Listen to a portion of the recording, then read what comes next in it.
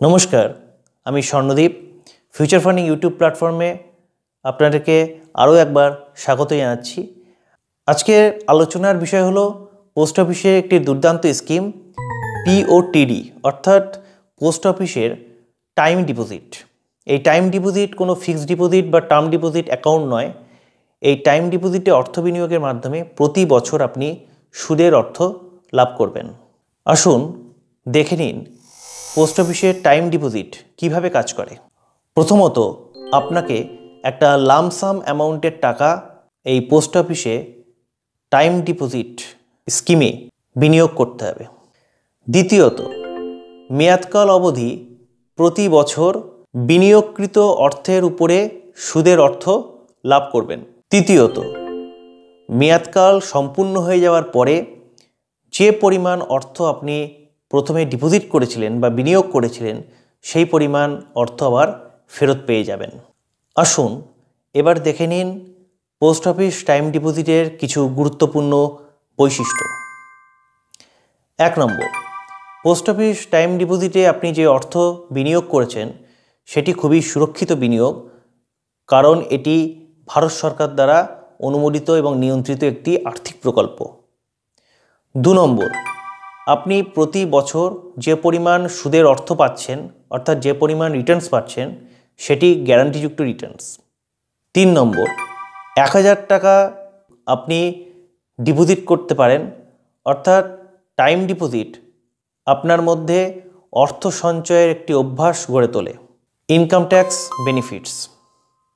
5 বছর মেয়াদকাল অবধি যে পোস্ট অফিসের টাইম ডিপোজিট আছে সেটিতে অর্থ বিনিয়োগ করলে ইনকাম ট্যাক্স অ্যাক্টের 80C ধারা অনুযায়ী যে 1.5 লক্ষ টাকা অবধি ছাড়ের সুবিধা দেওয়া আছে, আপনি সেখানে পোস্ট অফিস টাইম ডিপোজিটকে শো করতে পারেন। কিন্তু 1 বছর, 2 বছর বা 3 বছর অবধির মেয়াদকালের টাইম ডিপোজিটে এই সুবিধা আপনি পাবেন না। প্রতি বছর আপনি যে পরিমাণ সুদের অর্থ পাচ্ছেন সেটি কিন্তু করযোগ্য। ম্যাচুরিটি টাইমে আপনি যে অ্যামাউন্ট ফেরত পাবেন সেটি সম্পূর্ণভাবে ট্যাক্স ফ্রি বা করমুক্ত। এবার জেনে নিন কারা এই পোস্ট অফিসের টাইম ডিপোজিট অ্যাকাউন্ট খুলতে পারবেন। যে কোনো ভারতীয় সাবালক নাগরিক সে কিন্তু পোস্ট অফিসের এই টাইম ডিপোজিট অ্যাকাউন্ট খুলতে পারে। কোনো নাবালক তার অভিভাবক বা পিতামাতার সহযোগিতায় এই অ্যাকাউন্ট খুলতে পারে। কোনো নাবালক তার বয়স 10 বছর হয়ে যাওয়ার পরে সে এই অ্যাকাউন্ট খুলতে পারে। 2 জন বা 3 জন সাবালক মিলে জয়েন্ট অ্যাকাউন্ট খুলতে পারে। এবার দেখে নিন পোস্ট অফিস টাইম ডিপোজিটের ডিপোজিট লিমিট। আপনি পোস্ট অফিস টাইম ডিপোজিটে সর্বনিম্ন 1000 টাকা এবং সর্বোচ্চ টাকা জমা দেওয়ার কোনো সীমা কিন্তু নেই। কিন্তু মনে রাখবেন, টাকা জমা দিতে হবে 100 টাকার মাল্টিপল হিসাবে, অর্থাৎ আপনি 1100, 1200, 1300 এই টাকাগুলো জমা দিতে পারেন, কিন্তু কখনোই 1050 বা 1150 টাকা জমা দেওয়া যাবে না। পোস্ট অফিস টাইম ডিপোজিটে আপনি টাকা জমা দিতে পারেন ক্যাশ অথবা চেকের মাধ্যমে। টার্ম বা মেয়াদকাল।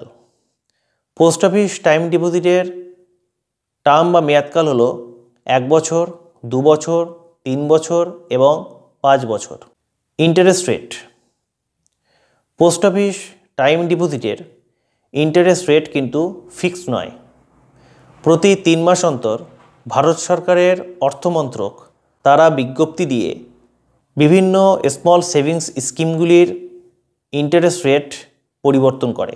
বর্তমানে 1 ইয়ার টাইম ডিপোজিটের ইন্টারেস্ট রেট হলো 6.90%, 2 ইয়ার টাইম ডিপোজিটের ইন্টারেস্ট রেট হলো 7.00%, 3 ইয়ার টাইম ডিপোজিটের ইন্টারেস্ট রেট হলো 7.10% এবং 5 ইয়ার্স টাইম ডিপোজিটের ইন্টারেস্ট রেট হলো 7.50%। ত্রৈমাসিক চক্রবৃদ্ধি সুদের হারে সুদ হিসাব করা হয় এবং প্রতি বছর কিন্তু সুদের অর্থ দেওয়া হয়। Nomination facility. Post office time ডিপোজিটে নমিনেশন ফ্যাসিলিটির সুযোগ দেওয়া হয়। আপনি যখন অ্যাকাউন্ট ওপেন করছেন তখন আপনি কাউকে নমিনেট করতে পারবেন। অ্যাকাউন্ট খোলার পরেও কাউকে নমিনেট করা যাবে, কিন্তু মনে রাখতে হবে বিফোর ম্যাচুরিটি নমিনেট করতে হবে। Account conversions. Post office time deposit অ্যাকাউন্টে অ্যাকাউন্ট কনভার্সনসের সুযোগ দেওয়া হয়। কোনো সিঙ্গেল অ্যাকাউন্টকে আপনি জয়েন্ট অ্যাকাউন্টে কনভার্সন করতে পারেন। কোনো মাইনরের নামে অ্যাকাউন্ট থাকলে সে সাবালক হয়ে গেলে তার অ্যাকাউন্টটি মেজর অ্যাকাউন্টে কনভার্সন করে নিয়ে যাওয়া যায়। Account transfer. Post office time deposit অ্যাকাউন্টটি একটি পোস্ট অফিস থেকে অপর একটি পোস্ট অফিসে ট্রান্সফার করে নিয়ে যাওয়া যায়। Pre mature closure. আশা করছি এই ভিডিওটি আপনাদের খুব ভালো লাগছে। যারা আমার চ্যানেলে নতুন এসেছেন বা এখনও পর্যন্ত আমার চ্যানেলটি সাবস্ক্রাইব করেননি তাদেরকে অনুরোধ করছি প্লিজ আমার চ্যানেলটি সাবস্ক্রাইব করুন এবং আমাকে সাপোর্ট করুন, যাতে আমি এই রকম নিত্য নতুন ভিডিও তৈরি করে আপনাদের কাছে পৌঁছতে পারি। Premature closure.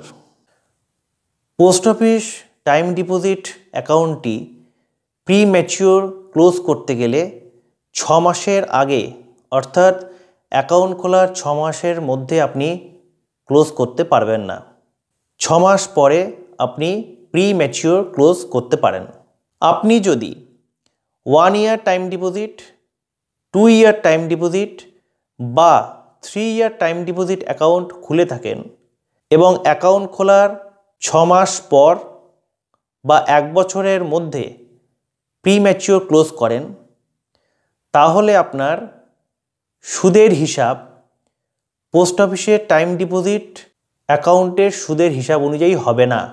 সেটি হবে পোস্ট অফিসের সেভিংস অ্যাকাউন্টের সুদের হিসাব অনুযায়ী। আপনি যদি 2 ইয়ার টাইম ডিপোজিট অ্যাকাউন্ট ওপেন করেন এবং 1 বছর পর প্রি ম্যাচিওর ক্লোজ করেন, তাহলে কমপ্লিট ইয়ারের সুদের হিসাব হবে 1 ইয়ার টাইম ডিপোজিট অ্যাকাউন্টে যে সুদের হার তার থেকে 2% কম এবং বাকি সময়ের সুদের হিসাব হবে পোস্ট অফিসের সেভিংস ব্যাঙ্ক অ্যাকাউন্টের সুদের হিসাব অনুযায়ী।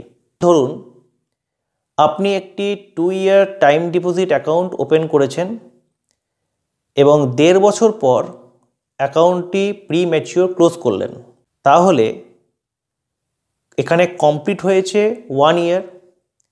তাহলে 1 ইয়ার টাইম ডিপোজিট অ্যাকাউন্টের ইন্টারেস্ট রেট হলো 6.90, তার থেকে 2% কম অর্থাৎ 4.90 হারে 1 বছরের সুদের হিসাব হবে এবং বাকি 6 মাস সুদের হিসাব হবে পোস্ট অফিসের সেভিংস ব্যাঙ্ক অ্যাকাউন্টের সুদের হার অনুযায়ী, অর্থাৎ যেটি বর্তমানে হলো 4%।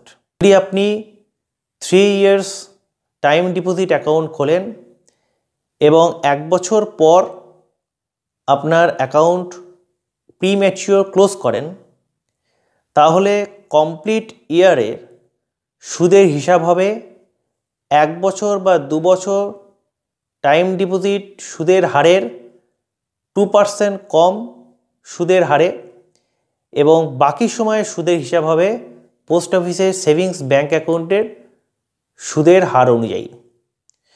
ধরুন আপনি 3 years time deposit account open করেছেন এবং 2 বছর 3 মাস পর অ্যাকাউন্টটি প্রি ম্যাচিওর ক্লোজ করলেন, তাহলে আপনার এখানে কমপ্লিট হয়েছে 2 বছর, অর্থাৎ 2 ইয়ার টাইম ডিপোজিট অ্যাকাউন্টের ইন্টারেস্ট রেট হলো বর্তমানে 7%, তাহলে আপনি তার থেকে 2% কম অর্থাৎ 5% হারে 2 বছরের সুদের হিসাব হবে। বাকি 3 মাস সুদের হিসাব হবে পোস্ট অফিসের সেভিংস ব্যাঙ্ক অ্যাকাউন্টের ইন্টারেস্ট রেট অনুযায়ী, যেটি বর্তমানে হলো 4%। যদি আপনার 5 ইয়ার্স টাইম ডিপোজিট অ্যাকাউন্ট খোলা থাকে, আপনি কোনোভাবেই 6 মাস বা 1 বছর পর প্রি ম্যাচিওর ক্লোজ করতে পারবেন না। 5 ইয়ার্স টাইম ডিপোজিট অ্যাকাউন্টের প্রি ম্যাচিওর ক্লোজিংয়ের সুবিধা দেওয়া হয়েছে 4 বছর পর। 4 বছর পর বা 5 বছর আগে আপনি যদি 5 ইয়ার্স টাইম ডিপোজিট অ্যাকাউন্টটি প্রি ম্যাচিওর ক্লোজ করেন, তাহলে এই টোটাল সময়ের সুদের হিসাব হবে পোস্ট অফিসের সেভিংস ব্যাঙ্ক অ্যাকাউন্টের সুদের হার অনুযায়ী। অর্থাৎ 5 years time deposit account pre mature close করলে বিপুল পরিমাণ আর্থিক ক্ষতির সম্মুখীন আপনি হবেন। কোনোভাবেই 5 years time deposit account pre mature close করা উচিত নয়। পোস্ট অফিস টাইম ডিপোজিটের সমস্ত খুঁটিনাটি বিষয় বা তথ্যগুলো এই ভিডিওর মাধ্যমে তুলে ধরা হলো। যদি আপনাদের কোনো জিজ্ঞাসা থাকে তাহলে প্লিজ কমেন্ট করুন, ফিডব্যাক দিন, আমি যথাসাধ্য উত্তর দেওয়ার চেষ্টা করব। ধন্যবাদ। সকলে ভালো থাকুন, সুস্থ থাকুন। নমস্কার।